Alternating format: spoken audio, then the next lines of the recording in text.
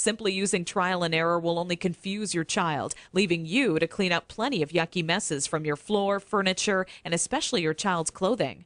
Be sure to watch this video until the very end, as I'm not sure how much longer this will stay online. I'm about to reveal to you a time-tested and proven method that'll have even the most stubborn child using their potty like a big kid, all within just 3 short days. I've never really been comfortable with others who now refer to me as some sort of potty training guru, so let me personally introduce myself. My name is Carol Klein, and I'm a regular woman like you, who's a mother of 4 mischievous children that I love to death. In this video, I want to share with you my personal story of how I stumbled upon a potty training method so quick and effective, you can personally use it to have your child potty trained in just 3 days, guaranteed. And most importantly, never have to smell, see, or change another dirty diaper ever again. Now, at the age of 11, I always wanted to be the proud mother of 13 children and live in an old stone house by a river. It can be funny how life really turns out. Instead of having 13 kids, I now take care of over 40 each year at a daycare business I built for myself. So let's just say between my own 4 children and running a daycare, I knew potty training would be a reoccurring obstacle in my life.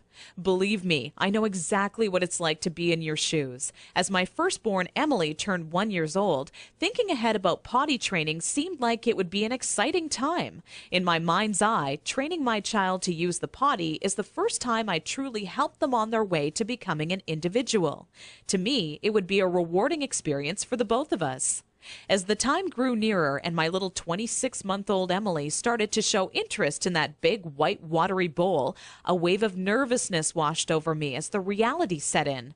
I had no clue where to start or what to do.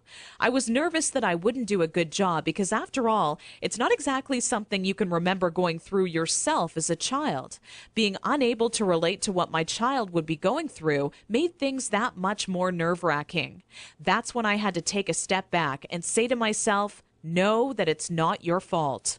There are people who teach you how to go through giving birth and people who show you the proper way to hold and burp your child, but no one prepares you for potty training. It's all a bunch of personal opinions and hearsay when all you really want is an exact plan to follow that'll do the trick and do it fast.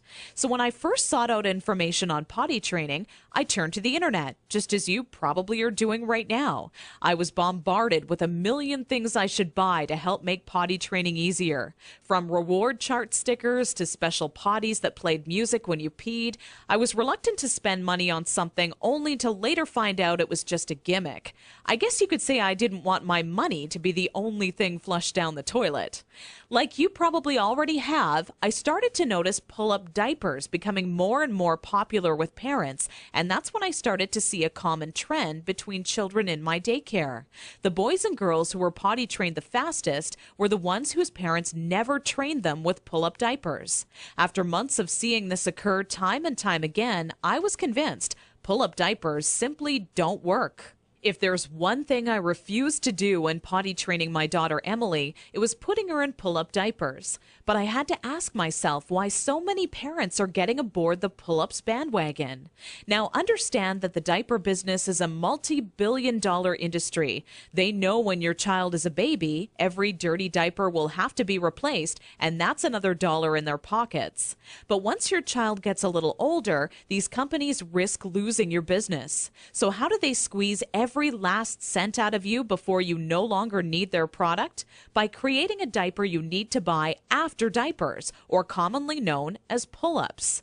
This is all really a ploy for the company to get your business longer. All these companies really care about is how much money they make and sneakily advertise it as some amazing tool for potty training.